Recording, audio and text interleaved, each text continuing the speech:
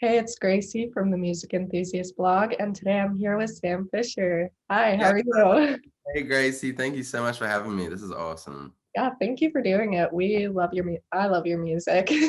Yeah, I appreciate that so much. It's really Yeah, let's get right into the interview. do it. What made you want to get into music?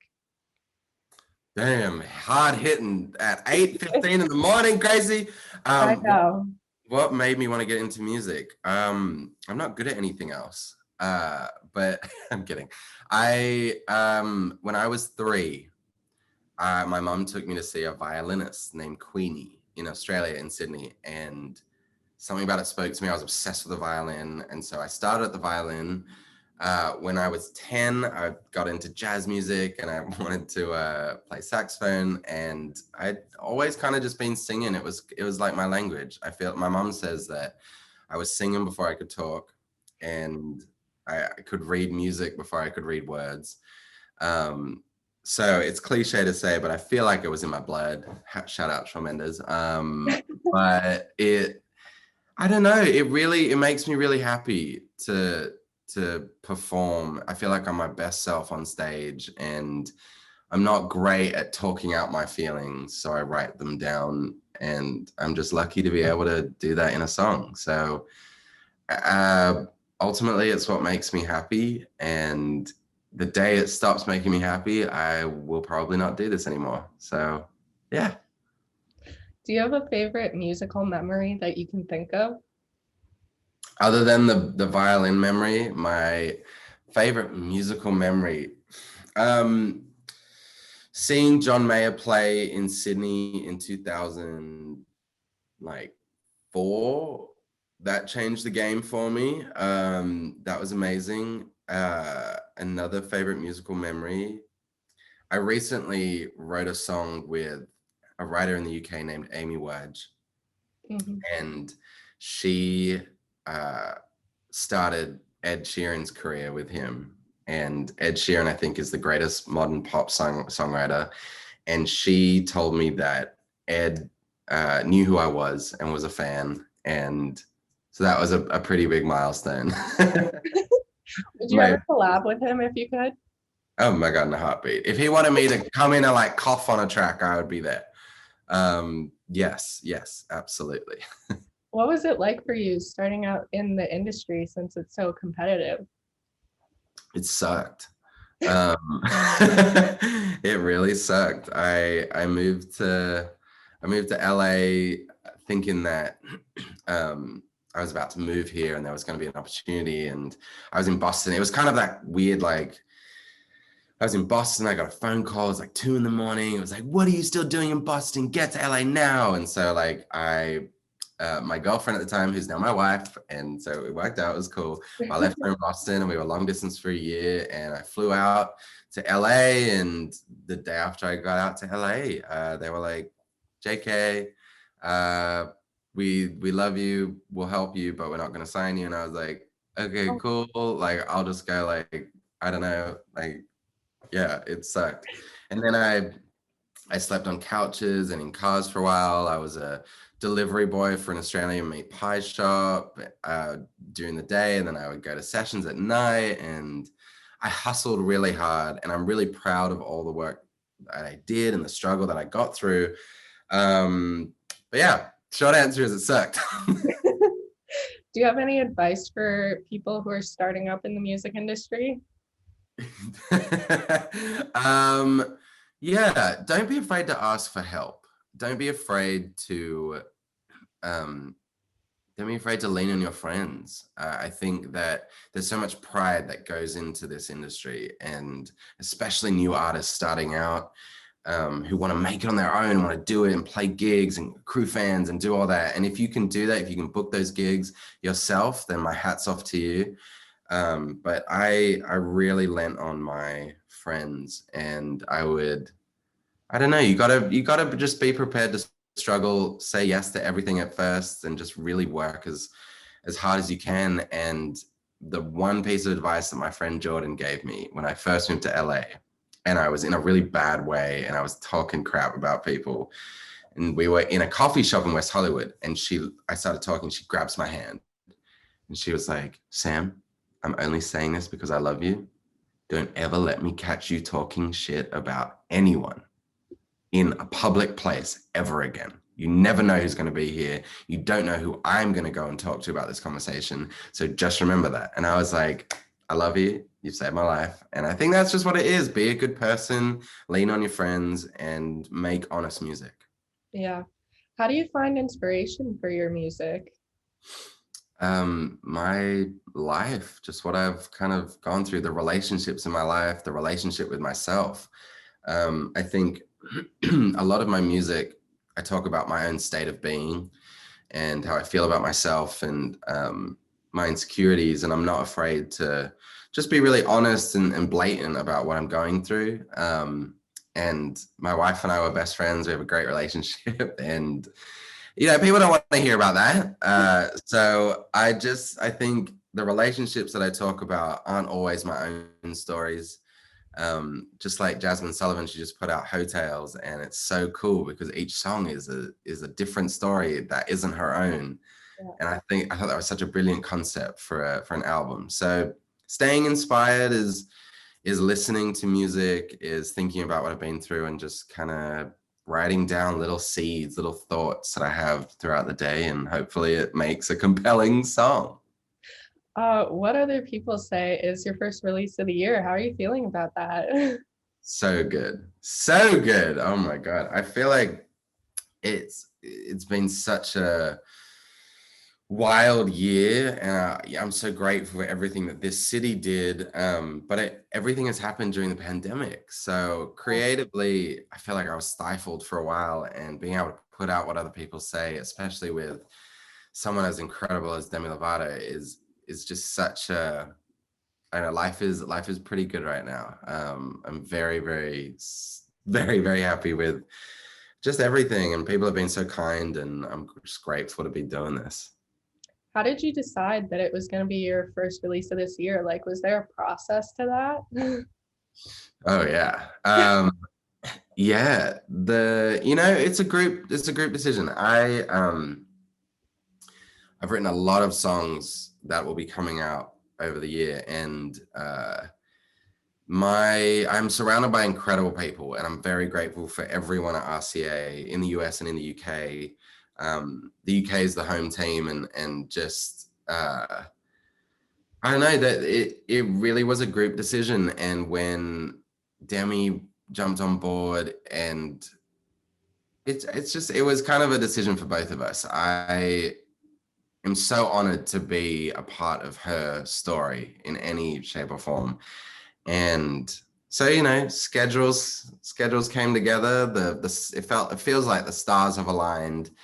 All the moons of Saturn have aligned to make this happen. And it just, I don't know, we've ended up here, and I don't know, there's not really a like fun romantic answer to that. It's more like our schedules worked, our labels worked together, our managements worked together, and we did it.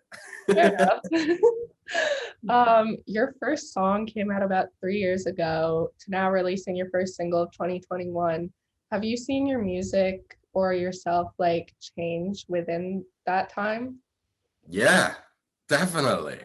I'm definitely more grounded and more confident in who I am.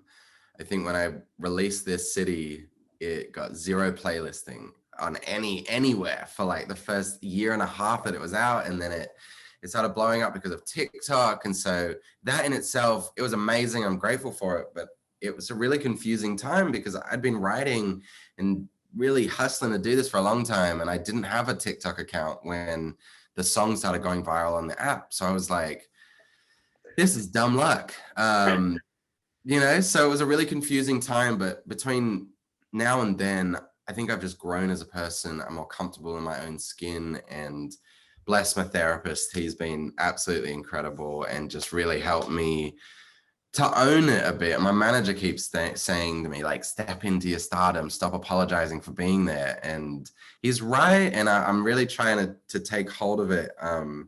But yeah, so I've definitely changed in that aspect. I live in a new apartment, so that's been lovely to, I don't know, I'm very, very lucky to to not be wondering, I don't know if I'm going to have enough money to pay rent from month to month. So that's cool too. Do you have any future projects that you could hint or tell us about? Yeah, I've got future projects. They're coming. Thank you. No, I've been writing. I have been writing for years, and it's really exciting. I'm working with people I've always wanted to work with, and it's just an expansion on me. I think all the music that's going to come out will just further allow people to get to know me, and I've worked with some of my favorite artists as well. So that is the hint. This is more of a fun question for you, but if you could describe yourself and then your music in 3 words, what would they be? Okay. I would describe myself as, I would describe myself as like an honest idiot, and in that I'm true to who I am, but I don't take things too seriously, and stay grounded. And I would say that my music is like honest pop. I think I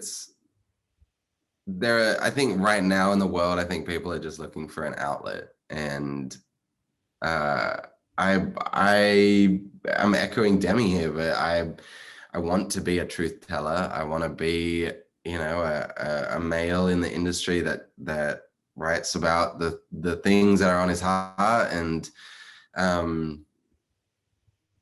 so I don't know. I am trying to, I've been through a lot. Being signed to being dropped is a very humbling experience, and personal stuff with my family back home, and just, there are just things that are bigger than music. And I've learned that in a really hard way. And so I'm just trying to have fun with all this and not get too bogged down in the details and the numbers and the stats and everything. And yeah, so honest idiot, honest pop, whatever you want to call me. Obviously, you've collaborated with Demi, but do you have any other ideal collaborations? Yeah. Look, Demi Lovato was like a bucket list. This was like, if this doesn't happen before I die, it'll be okay. But it did. So you're great. I know. Yeah, I'm pretty stoked about it. Demi, right now, that's my whole world. My focus is Demi and collaborating with her and everything. I'm such a huge fan of Ed Sheeran, obviously. Sasha Sloan is one of my favorite artists, human songwriters. So she would be really fun to collaborate with. Everyone on the These Cities project, all of them, they were so sick. I feel like I've done so many collaborations, but it's just all vanity. Like, I just wanted to be able to write with these people, and learn from them. But yeah, also her. I think her is the best in the game. I think she sings better, plays better, writes better, looks better than anyone in the game right now. So yeah, I don't know. The list could go on. Rihanna, I'll drop that in there too. SZA, John Mayer. I'll keep going. I'm such a fan. That's what I am. I'm a fan at heart. I'm getting to do this as an artist, and it's cool to be able to kind of just, I don't know, talk to other artists and connect with them. I guess they're kind of like my work colleagues now. So there is like a little community, and it's nice to be able to lean on them. Niall, oh my God, Niall. I'm waiting for the collab, mate. So yeah, I think just trying to stay grounded, connect with people. If a collab happens, it happens. If not, we'll keep going until we come. Do you have any favorite songs at the moment? Yeah, absolutely. I think Golden by Harry Styles is a flawless song. I've been obsessed with Sasha Sloan's Self-Portrait, especially the song Too Sad to Cry. Also SZA's Good Days. brilliant song. And yeah, also Virginia to Vegas. Who's Canadian, my Canadian homie. We wrote a song called Just Friends, and I know I am a co-writer on it, but like it's still one of my favorite songs to listen to. So yeah. All right, lastly, our website is all about up and coming artists. Do you have anyone that you would recommend to others or that you have your eyes on right now? Yeah. Oh my God. Alexander 23, obsessed with him. Tate McRae. I mean, she's more like she's blown up. She's Tate McRae. Remy Wolf, I think, is incredible. JC Stewart over in the UK, love him. Celeste is cool too. Yeah. Well, thank you so much for doing it. It means so much. And it was great talking to you. You too. This was so fun. Thank you for such great questions. Yeah, have a good rest of your day. You too. Thanks, guys. Bye.